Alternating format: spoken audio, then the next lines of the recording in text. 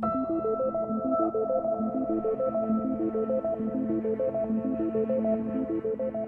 start looking at it from an individual point of view, and this is probably something that's going to start looking familiar for people now. I think once we get into here, this is where people start to go, oh, I start to see the connection between what we're talking about in regards to the unknown and what we're regards to the blindness of it, because we can't necessarily feel or see it.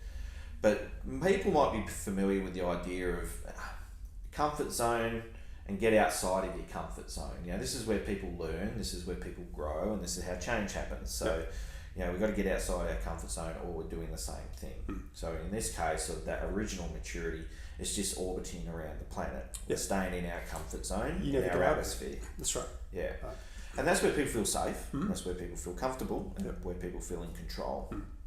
So the minute we step out of that, that's what we call white space. And the minute we've got to do something different, and the minute we've got to try and embrace something or let go of something else that we've done before, that's the unknown, that's the white space, because that's where we start to lose that level of control, we start to feel unsafe, or we start to feel unsure. So that's that process of going through the white space. And why is it important for the individuals to acknowledge the fact that that's what's happening?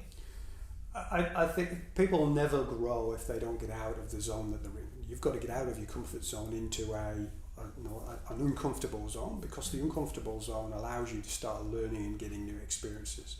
The white space is just a representation of this is the uncomfortable part of the cultural change journey. When you're in there, yes, you're feeling unsafe unless you're feeling unsure. And importantly, there is a sense of a loss of control because you're not in the same environment that you were in before. But people have to become comfortable with the fact that they're going through a change journey, and there is a potential that they're going to fail in that process. And in here, the key thing is that individuals need to recognise that they're going to fail. So fail quick and fail early.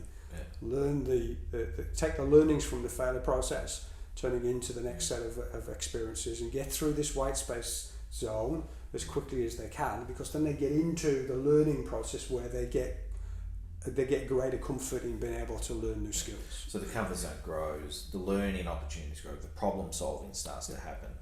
So when we move through white space as a learning process, like I say, safe to fail, fail fast, learn fast.